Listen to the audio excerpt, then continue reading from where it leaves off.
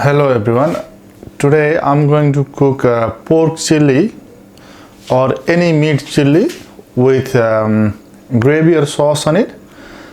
And last week I did the dry pork chili, and then I thought that this week I'm going to make a new recipe of the one with the sauce, which will be easier to eat with rice and other dry items. So let's go ahead and start making this recipe. So first of all, for the recipe itself, I have got pork shoulder. So with this pork shoulder, what I'm going to do is I'm going to cut it into 2 or 3 chunks, and big chunks, and put it in the pressure cooker to cook it for a while. The reason I'm cooking it in the pressure cooker is because it cooks the food quicker, and then as soon as it cooks the food quicker, it's easier for us to make the recipe quickly. So on this one, I'm going to add 2 bay leaves and a few pieces of onion, diced onion, and then any veggie from here, and then little bit of finely diced ginger.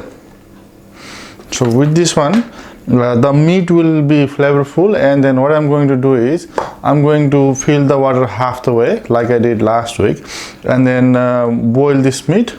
And the good thing about boiling the meat is we can actually use the water as a stock or as a flavorer for the sauce itself. See how I've got water up to here.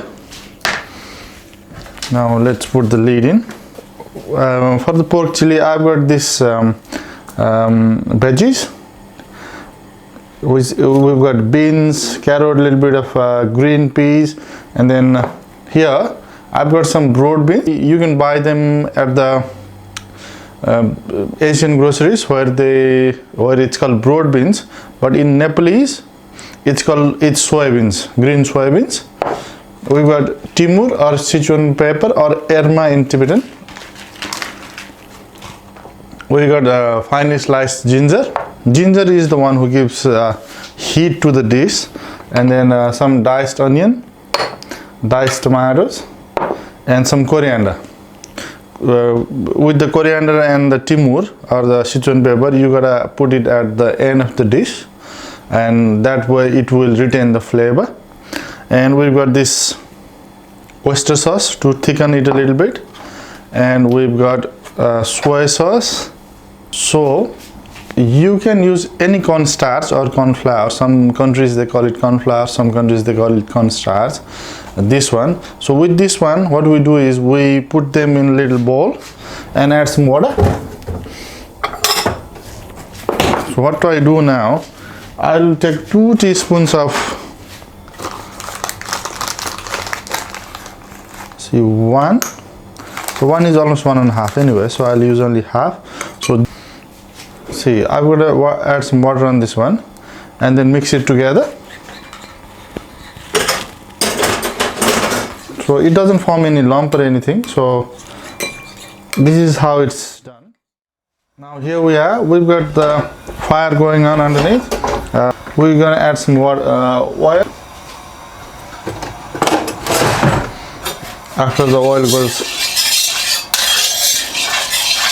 thinner like this, you know that it's cooking. So yeah, add some ginger to begin with. I'm going to add the soybeans or broad beans.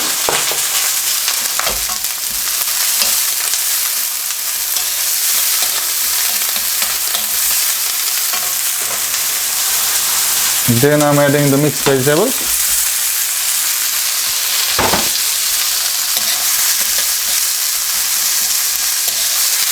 I can really smell the ginger at the moment.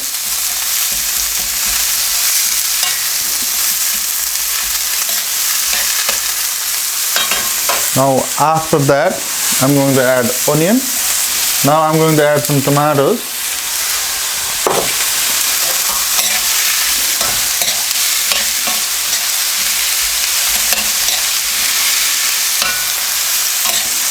See, if when it is cooked up to this much, then you know that you have to start putting sauce and chili and everything together. So let's start with chili. Because the dish is pork chili, I'm going to add about 1 tablespoon of the chili flake, and then 1 tablespoon. This is teaspoon, so it's almost around 1 tablespoon of the chili powder, hot chili powder. The reason I'm using the chili flake and chili powder is it gives color to the dish as well. And then with fresh chili, the dish goes hotter, but it doesn't give that intense look of the chilliness as well.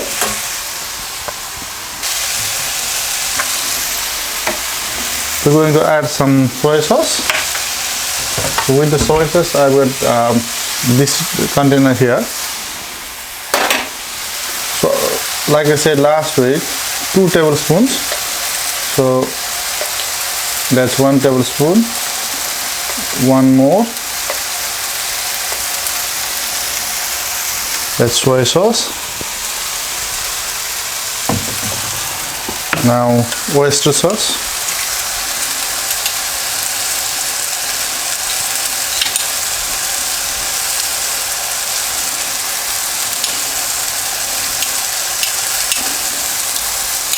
Now this one is for color and making the dish look brighter, so we don't need to use it for. See, as soon as you put the oyster sauce, how shiny the dish has become.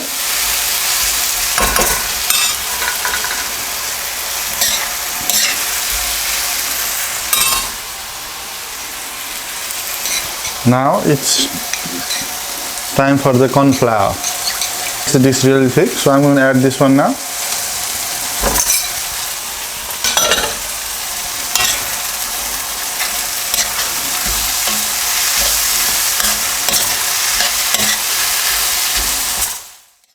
The meat has gone 10 whistles now.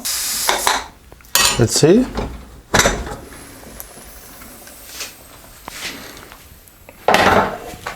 See how good it looks. It's all cooked, yep. Now I'm going to take the meat out. Beautiful. Look at this. See this liquid here, it has got all the protein from the meat itself. So basically what I usually do is, now with the sauce that I was making before, so let's put the fire on really low and tip this liquid over here. It's called stock in European or Western cooking, and we just eat it as momo soup in our cuisine.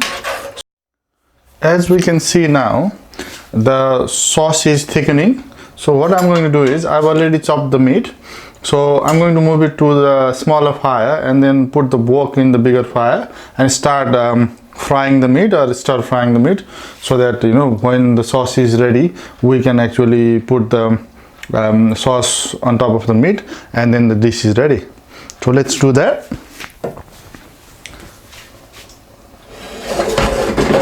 There we are.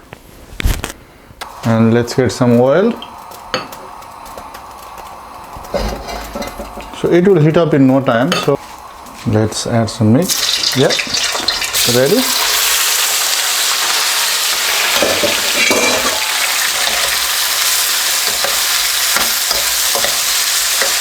Let's cook the meat until it is golden brown. At this point of time, I'll add some soy sauce as well on the meat, because that way it will have some flavor. Now as we can see, the meat is cooked, and then see how it is, or this one here, it is golden brown in color. some sauce on the dish.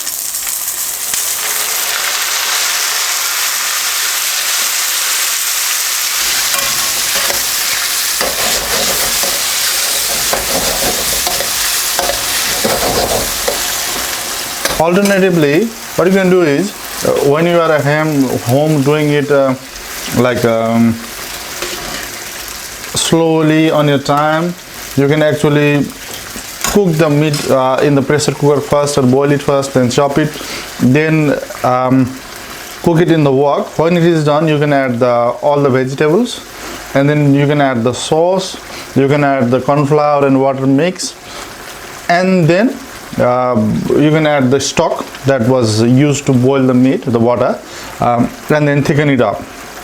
It can work that way as well. The one I have shown you now is the commercial version of the pork chili. The only difference is I haven't deep fried the meat, and that's it.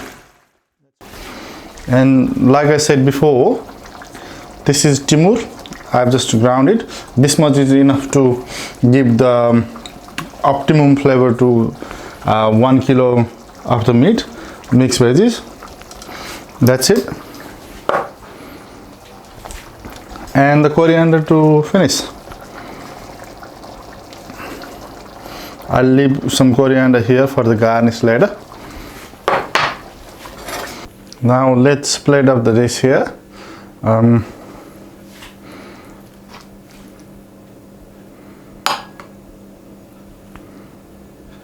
Some meat on the top, and then some garnish of some coriander. And here we are, chili pork with hot sauce or hot gravy.